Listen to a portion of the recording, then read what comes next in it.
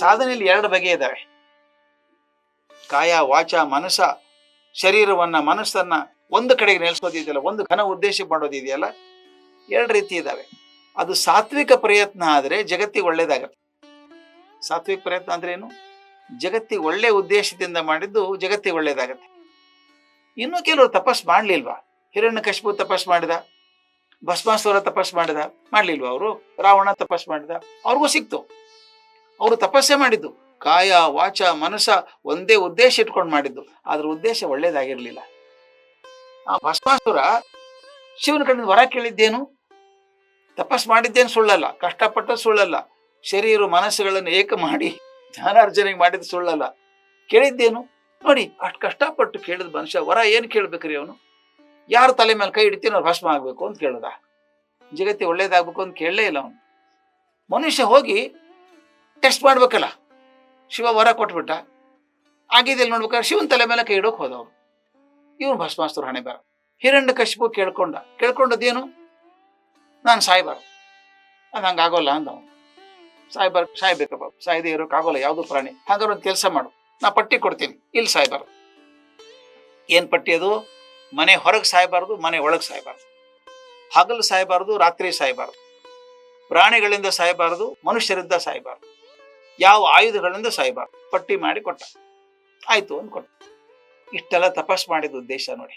ಅಷ್ಟು ವರ್ಷ ಕೂತು ಬ್ರಹ್ಮನ್ ಕೂರು ತಪಸ್ ಮಾಡಿದಂಥವನು ಕಾಯ ವಾಚ ಮನಸ ಒಂದೇ ಗುರಿಗೋಸ್ಕರ ಮಾಡಿದ್ದಾನೆ, ಒಂದೇ ಸಾಧನೆಗೋಸ್ಕರ ಮಾಡಿದ್ದಾನೆ. ಏನು? ತಾನು ಸಾಯ್ಬಾರದು ಅಂತ. ಆದ್ರೆ ಕೊನೆಗೆ ಸತ್ತು ಹೋದ. ಯಾಕಂದ್ರೆ ಇವನೇನೇನು ಕಂಡೀಷನ್ ಹಾಕಿದ್ದ ಎಲ್ಲವನ್ನ ಮೀರಿ ಮಾಡಿದ ನರಸಿಂಹ. ಅವನು ಹೇಳಿದ ಪ್ರಾಣಿಗಳಿಂದ ಸಾಯ್ಬಾರದು, ಮನುಷ್ಯರಿಂದ ಸಾಯ್ಬಾರದು. ನರಸಿಂಹ ಏನು? ಅರ್ಧ ಮನುಷ್ಯ ಅರ್ಧ ಪ್ರಾಣಿ. ಹಗಲು ಸಾಯ್ಬಾರ್ದು, ರಾತ್ರಿ ಸಾಯ್ಬಾರ್ದು, ಸಾಯಂಕಾಲ ಹಗಲು ಅಲ್ಲ ರಾತ್ರಿನೂ ಅಲ್ಲ, ಆ ಹೊತ್ತಿಗೆ ಕೊಂದ. ಮನೆ ಹೊರಗೂ ಸಾಯ್ಬಾರ್ದು, ಮನೆ ಹೊರಗೂ ಸಾಯ್ಬಾರ್ದು. ಹೊಸ್ತಲ ಮೇಲೆ ಕೊಂದು ಹಾಕಿದ, ಮನೆ ಹೊರಗೂ ಅಲ್ಲ ಹೊರಗೂ ಅಲ್ಲ. ಆಯುಧಗಳಿಂದ ಸಾಯ್ಬಾರ್ದು, ಬೇಡ, ಸಿಂಹದ ಉಗುರುಗಳಿಂದ ಕೊಂದು ಹಾಕಿದ. ಯಾಕೆ ಹೇಳ್ತೀನಿ ಅಂದ್ರೆ, ನಾವೆಷ್ಟು ಬುದ್ಧಿವಂತರು ಅದಕ್ಕಿಂತ ಬುದ್ಧಿವಂತ ಭಗವಂತ ಇದ್ದಾನೆ.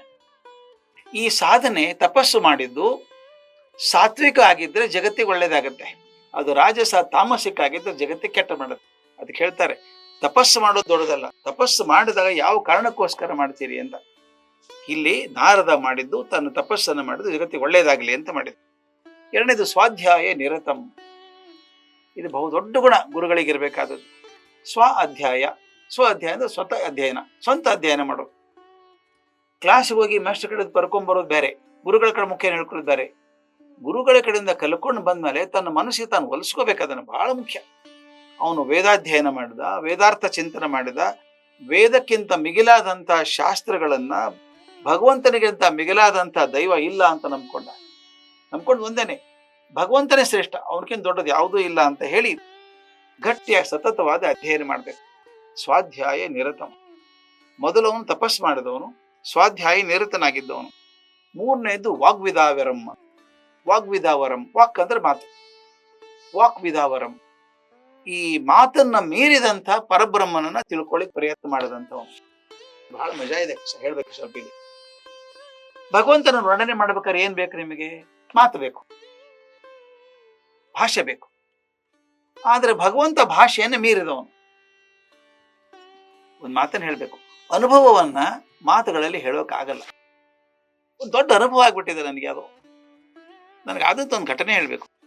ನಾನು ಈ ಕೇದಾರಕ್ಕೆ ಹೋಗಿದ್ದೆ ಒಂದ್ಸಲ. ನಾನು ಹುಡುಗನಾಗಿದ್ದ 71 ಕೇದಾರಕ್ಕೆ ಹೋದದ್ದು. ಕೇದಾರಕ್ಕೆ ಹೋದಾಗ ಅಲ್ಲಿ ಕೆಳಗೆ ಬರ್ಬೇಕಾದ್ರೆ ಸಾಕಷ್ಟು ಋಷಿಗಳಿರ್ತಾರೆ, ಯಾರ್ಯಾರು ಇರ್ತಾರೆ, ಯೋಗಿಗಳಿರ್ತಾರೆ. ನನಗೆ ಆಶ್ಚರ್ಯ ಆಗತ್ತೆ, ಅದು ಹೇಳಿದ್ರೆ ಹೇಗೆ ಬದುಕ್ತಿದ್ರೋ ಗೊತ್ತಿಲ್ಲ. ಕೇದಾರದಲ್ಲಿ ಒಂದು ಹಂತ ಆದ್ಮೇಲೆ ನವೆಂಬರ್ದಲ್ಲಿ ಹೇಳ್ಬಿಡ್ತಾರೆ, ಕ್ಲೋಸ್ ಮಾಡ್ಬಿಡ್ತಾರೆ, ಸೆಪ್ಟೆಂಬರ್ ಎಂಡಿಗೆ ಕ್ಲೋಸ್ ಮಾಡ್ಬಿಡ್ತಾರೆ, ಯಾರು ಮೇಲೆ ಹೋಗೋಂಗಿಲ್ಲ. ಹಿಮ ಬೀಳುತ್ತೆ, ಇಡೀ ಗುಡಿ ಮುಚ್ಚಿ ಹೋಗೋಷ್ಟು ಹಿಮ ಬಿದ್ದಿರುತ್ತೆ. ಯಾರು ಬದುಕೋ ಸಾಧ್ಯ ಇಲ್ಲ. ಮೂಲ ವಿಗ್ರಹ ಮೂರ್ತಿ ಕೂಡ ಕೆಳಗೆ ತಂದ್ಬಿಡ್ತಾರೆ, ಯಾರು ಇರಲ್ಲ ಮೇಲೆ. ಆದ್ರೆ ಕೆಲವು ಋಷಿಗಳಲ್ಲೇ ಇರ್ತಾರೆ. ನಾ ಕೇಳಿದ್ದೆ, ನನ್ನ ಯೋಗಿಗಳಲ್ಲೇ ಇರ್ತಾರೆ, 6 ತಿಂಗಳು ಹಂಗೆ ಇದ್ಬಿಡ್ತಾರ, ಅವ್ರು ಗುಹೆ ಒಳಗೆ ಇದ್ಬಿಡ್ತಾರೆ. ಸುತ್ತಲೂ ಹಿಮ ಬಿದ್ದಿರುತ್ತೆ. ಅದು ಹೆಂಗ್ ಬದುಕ್ತಾರಪ್ಪ? ಅದೊಂದು ಮೂಟೆ ಆಲೂಗಡ್ಡೆ ಇಟ್ಕೊಂಡ್ಬಿಡ್ತಾರಂತೆ, ಅದು ಕುದಿಸೋದು ಕಷ್ಟ, ಬೆಂಕಿ ಕಾಯೋಲ್ಲ. ಅಲ್ಲೇ ಇರ್ತಾರೆ ನೋಡಿ, 6 ತಿಂಗಳು ಇರ್ತಾರೆ, ಧ್ಯಾನ ಮಾಡ್ಕೊಂಡಿರ್ತಾರೆ. ಅಂತವ್ರು ಯಾರೋ ಒಬ್ಬ ಸಿಕ್ಕಿದ್ದ ನನಗೆ, ಸನ್ಯಾಸಿ, ತರುಣ ಸನ್ಯಾಸಿ. ತಮಾಷೆ ಅಂದ್ರೆ ಅವ್ನು ಕರ್ನಾಟಕದವನು, ಇಲ್ಲಿಂದ ಹೋಗಿ ಅಲ್ಲೇ ಇದ್ದಾನಂತೆ. ಅವನಿಗೆ ಕನ್ನಡ ಬರುತ್ತೆ, ಸ್ವಲ್ಪ ಸ್ವಲ್ಪ ಸ್ಪಷ್ಟವಾಗಿ ಬರಲ್ಲ, ಈಗ ಮರ್ತೋಗಿದೆ ಅನ್ಸುತ್ತೆ ಅಲ್ಲಿ ಇದ್ದಿದ್ದು. ನಾನು ಹಿಂಗೆ ಬಂದಿದ್ದೀನಿ ಅಂದ ತಕ್ಷಣ, ಓ ಕನ್ನಡವಾ ಅಂತ ಕೇಳಿದೆ. ಕನ್ನಡ ಅಂತ ಹೇಳಿದೆ. ಏನೇನೋ ಮಾತಾಡ್ತಿದ್ದ. ಆಮೇಲೆ ನಾ ಕೇಳಿದೆ, ಎಲ್ಲಿ ಇರ್ತೀರಿ? ಇಲ್ಲೇ ಇರ್ತೀನಿ ನಾನು ಕೇದಾರದಲ್ಲಿ ಅಂತ. ಅಲ್ಲ, ಹಿಮ ಬಿದ್ದಾಗ ಎಲ್ಲಿ ಹೋಗ್ತೀನಿ? ಹಿಮ ಬಿದ್ದಾಗ ಇಲ್ಲೇ ಇರ್ತೀನಿ ಅಂದ. ಇವಾಗ ಹೆಂಗಿರ್ತೀರಿ ಇಲ್ಲಿ ಅಂದೆ. ಅದು ಅಭ್ಯಾಸ ಆಗೋಗಿದ್ದು, 10 ವರ್ಷ ಆಯ್ತು ನಾನಿದ್ದು. ಅವಾಗ ಮಾತಾಡಕ್ಕೆ ಆಗಲ್ಲ ಯಾರು. 6 ತಿಂಗಳು ಯಾರು ಇರೋಲ್ಲ ಅಲ್ಲಿ. ನಮ್ಗೆ ಆಶ್ಚರ್ಯ ಅನ್ಸಲ್ವ ಸ್ವಾಮಿ? ನಮ್ಮ ಮನೇಲೆ, ನಮ್ಮದೇ ಮನೆ, ಎಲ್ರು ಹೊರಗೆ ಹೋಗಿದ್ದಾರೆ, ಮನೇಲಿ ಒಬ್ಬನೇ ಇದ್ದೀನಿ. ಗುಡುಗು ಮಿಂಚು ಆಯ್ತು, ಚಕ್ ಅಂತ ಲೈಟ್ ಹೋಗ್ಬಿಡ್ತು, ಜೋರಾಗಿ ಮಳೆ ಬರೋಕ್ ಶುರು ಆಯ್ತು, ಮಿಂಚಿದೆ ಹೊರಗಡೆ. ಮನೇಲಿ ಒಬ್ಬರೇ ಇದ್ರೆ ಗಾಬರಿ ಆಗಲ್ವಾ ನಿಮ್ಗೆ? ನಮ್ಮದೇ ಮನೆ, ನಾವೇ ಇದ್ದಾಗ. ಅಲ್ಲಿ ಬೆಟ್ಟದಲ್ಲಿ, ಹಿಮಾಲಯ ಪರ್ವತದಲ್ಲಿ ಎಲ್ಲಿ ನೀರು ಬರ್ತದೋ ಏನು ಗೊತ್ತಾಗಲ್ಲ, ಎಲ್ಲ ಮಂಜು ಗಟ್ಟಿ ಬೆಳ್ಳಗೆ, ಬೇರೆ ಬಣ್ಣ ಕಾಣಿಸೋಲ್ಲ ನಿಮಗೆ. ಗುಹೆ ಮುಂದೆಲ್ಲ ಮುಚ್ಕೊಂಡ್ಬಿಡುತ್ತೆ. ಒಳಗಡೆ ಹೆಂಗ್ ಬದುಕಿರ್ತೀರಿ ನೀವು? ಇಲ್ಲ, ಎಣ್ಣೆ ತಂದು ಇಟ್ಕೊಂಡಿರ್ತೀವಿ, ದೀಪ ಹಚ್ಕೊಂಡಿರ್ತೀವಿ, ದೀಪ ಉರಿತಾನೆ ಇರ್ತದೆ, ಅದು ಕುಡಿ ಬಂದ ತೆಗಿತಾನೆ ಇರ್ತೀವಿ. ಹಾಗೆ ಕಡ್ಡಿ ಬೆಂಕಿ ಮಾಡ್ಕೊಂಡಿರ್ತೀವಿ, ಬೆಂಕಿ ಉರಿತಾ ಇರ್ತದೆ, ಅದ್ರಲ್ಲಿ ಅಡಿಗೆ ಮಾಡ್ಕೋತೀವಿ. ಏನ್ ಅಡಿಗೆ ಮಾಡ್ಕೋತೀರಿ? ಆಲೂಗಡ್ಡೆ ಬೇಯಿಸಿ ಬದುಕಿದ್ದೀನಿ. ಇಲ್ಲಿ ಯಾಕೆ ಇರ್ತೀರಿ ನೀವು ಅಂತ ಕೇಳಿ ಕೆಳಗೆ ಹೋಗ್ಬೋದು, ಕಟ್ಟಬಟ್ಟೆ ಹಾಕಿರ್ಬೇಕು ಅಂತ. ಇಲ್ಲ, ನಮ್ಮ ಧ್ಯಾನಕ್ಕೆ ಬಹಳ ಒಳ್ಳೇದಾಗತ್ತೆ. ಏನಾಯ್ತು ಧ್ಯಾನ ಮಾಡಿದ್ದು ಅಂತ ಒಂದೇನೋ ಅನುಭವ ಹೇಳಿದ್ದಪ್ಪ ನನಗ ಅವನು. ಒಂದ್ ದಿವಸ ನನಗೆ ಹೀಗಿದ್ದಾಗ ನನ್ನ ಮುಂದೆ ಯಾರೋ ಬಂದು ನಿಂತಂಗಾಯ್ತು. ಯಾರು ಅಂತ ನೋಡಿದಾಗ ಈಶ್ವರ ಕಾಣಿಸ್ದಂಗಾಯ್ತು ನನಗೆ ಅಂತ ಹೇಳಿದ. ಅಷ್ಟೊತ್ತಿಗೆ ಪಕ್ಕದಲ್ಲಿ ಒಬ್ಬರು ಹಿರಿಯರು ಕೂತಿದ್ರು. ಟಪ್ ಅಂತ ಬೆನ್ ಮೇಲೆ ಹೊಡೆದ್ರು ಅವನಿಗೆ, ಹುಡುಗನಿಗೆ. ಮಾತಾಡ್ಬೇಡ, ಬಾಯಿ ಮುಚ್ಕೋ ಅಂದ್ರು. ಬಾಯಿ ಮುಚ್ಕೊಂಡ್ಬಿಟ್ಟ, ಬತ್ತಾಡ್ಲಿಲ್ಲ. ಯಾಕೆ, ಏನಾಯ್ತು, ತಪ್ಪು ಹೇಳಿದ್ದ ಅವನು ಅಂತ ಕೇಳಿದೆ. ಆ ದೊಡ್ಡವ್ರು ನನಗೆ ಹೇಳಿದ್ದು, ಮೂರ್ಖ ಇದ್ದಾನೆ ಅವನು, ಅನುಭವವನ್ನ ಬಾಯಿಯಿಂದ ಹೇಳೋಕ್ಕಾಗೋಲ್ಲ. ಈಶ್ವರ ವರ್ಣನೆ ಮಾಡೋಕ್ಕಾಗತ್ತೇನ್ರಿ ಶಬ್ದದಿಂದ ನಿನಗೆ? ಆಗಿದ್ರೆ ಮನಸ್ಸಲ್ಲಿ ಇಟ್ಕೋದ್ರ, ಹೊರಗಡೆ ಹೇಳ್ಬೇಡ. ಎಷ್ಟು ದೊಡ್ಡ ಮಾತು ಗೊತ್ತಾ? ನಿಮಗೆ ಆದ ಅನುಭವ ನೋಡಿ, ಅಯ್ಯೋ ಎಷ್ಟು ಚೆನ್ನಾಗಿತ್ತು ಗೊತ್ತಾ, ಅದು ಎಷ್ಟು ಚೆನ್ನಾಗಿತ್ತು, ಎಷ್ಟು ಬಹಳ ಸಲ ಹೆಚ್ಚು ಹೆಚ್ಚು ಅನ್ಬೇಕಷ್ಟೇನೆ, ಬಹಳ ಬಹಳ ಬಹಳ ಅನ್ಬೇಕಷ್ಟೇನೆ. ಅದಕ್ಕಿಂತ ವರ್ಣನೆ ಹೇಗೆ ಮಾಡ್ತೀರಿ? ಏನೋ ಒಂದು ಅದ್ಭುತ ಅನುಭವ ಆಗಿದೆ ನಿನಗೆ. ನನಗೆ ಆದದ್ದು ಮೇಲೆ ಹೋದಾಗ ವ್ಯಾಲಿ ಆಫ್ ಫ್ಲವರ್ಸ್ ಅಂತ ಬರುತ್ತೆ ಹಿಮಾಲಯದಲ್ಲಿ. 15-20 ಕಿಲೋಮೀಟರ್ ವರೆಗೂ ನೀಲಿ ಹೂಗಳು, ನೀಲಿ ಹಳದಿ ಹೂಗಳು ಹಬ್ಕೊಂಡ್ಬಿಡ್ತವೆ, ಸುತ್ತಲ ಹಿಮ. ಆ ಹಿಮದ ತೊಟ್ಟಲೊಳಗೆ ಆ ನೀಲಿ ಹಳದಿ ಹೂಗಳು ಓಡಾಡ್ತಾವಲ್ಲ, ಮೇಲೆ ನಿಂತ್ಕೊಂಡು ನೋಡಿದ್ರೆ ಅದ್ಭುತ ಅನ್ಸ್ಬಿಡುತ್ತೆ. ಗಾಳಿಯಲ್ಲಿ ತೇಲಾಡದಂಗೆ ಅನಿಸ್ತಾ ಹೂಗಳೆಲ್ಲ. ಅದ್ರ ಹೆಂಗ್ ಹೇಳ್ಬೇಕು ನಾನು? ಎಷ್ಟು ಚೆನ್ನಾಗಿತ್ತು ಗೊತ್ತಾ, ಎಷ್ಟು ಚೆನ್ನಾಗಿತ್ತು. ಅದೇ ತಿರ್ಗಾ ಮರ್ಗ 3 ಸಲ ಹೇಳ್ಬೇಕು ನಾನು. ಯಾಕೆ ಅಂದ್ರೆ ಅನುಭವ ಮಾತನ್ನ ಮೀರಿದ್ದು. ಮಾತುಗಳಲ್ಲಿ ಅನುಭವ ಹೇಳೋಕ್ ಸಾಧ್ಯ ಇಲ್ಲ. ಆದ್ರೆ ನಮ್ಮ ಹಣೆ ಬಾರ ಏನು ಅಂದ್ರೆ, ಮಾತು ಬಿಟ್ರೆ ಬೇರೆ ಗತಿ ಇಲ್ಲ ನಮಗೆ. ಚೆನ್ನಾಗಿದೆ ನೋಡಿ, ಬೇರೆ ಬಾದಿ ಇಲ್ಲ. ಹೆಂಗ್ ಹೇಳ್ತೀರಿ ನೀವು? ಚೆನ್ನಾಗಿತ್ತು ಚೆನ್ನಾಗಿತ್ತು ಹೆಂಗ್ ಹೇಳ್ತೀರಿ? ಮಾತಲ್ಲೇ ಹೇಳ್ಬೇಕಲ್ಲ ನೀವು. ಇವತ್ತು ಅದ್ಭುತ ಕವಿತೆ ಬರೀತಾರೆ ಜನರು, ಎಷ್ಟು ಚಂದ ಕವಿತೆ ಬರೀತಾರೆ, ಕಣ್ಮುಂದ್ ಕಟ್ಟದಂಗೆ ಇರ್ತಾರೆ. ಆದರೆ ಅದು ಕೂಡ ಒಂದು ಮಿತಿನೇ, ಭಾಷೆಗೊಂದು ಮಿತಿ ಇದೆ, ಅದನ್ನ ದಾಟಿ ಹೋಗೋಕ್ಕಾಗಲ್ಲ. ಇಲ್ಲಿ ಅದ್ ಹೇಳ್ತಾ ಇರೋರು, ಮಾತನ್ನ ಮೀರಿದಂತ ಪರಬ್ರಹ್ಮ ಇದ್ದಾನಲ್ಲ, ಅವನು ಅರಿಯೋದಕ್ಕೆ ವಾಕ್ಯ ಬೇಕು ನಮಗೆ, ಬೇರೆ ಹಾದಿ ಇಲ್ಲ. ವಾಕ್ ಅಂದ್ರೆ ಮಾತು. ಪರಬ್ರಹ್ಮ ದೊಡ್ಡವನು ಅಂತ ಯಾವ್ದ್ರ ಹೇಳ್ಬೇಕು ನಾವು? ಭಾಷೆಯಲ್ಲೇ ಹೇಳ್ಬೇಕು ನಾವು. ಈಗ ನಮ್ಮ ಗುಂಡಪ್ಪನವ್ರು ಹೇಳ್ತಾರೆ, ಬ್ರಹ್ಮಾನುಸಂಧಾನ ಲೋಕಸಂಧಾನದಲ್ಲಿ ಬ್ರಹ್ಮ ದರ್ಶನವೆಲ್ಲ ಜೀವ ರೂಪದಲ್ಲಿ ಬ್ರಹ್ಮಾನುಭವ ದೇಹ ಕರ್ಣಾನುಭವಗಳಲ್ಲಿ ಮರ್ಮವಿದು ಮುಕ್ತಿಗೆಲ್ಲ ಮಂಕುತಿಮ್ಮ.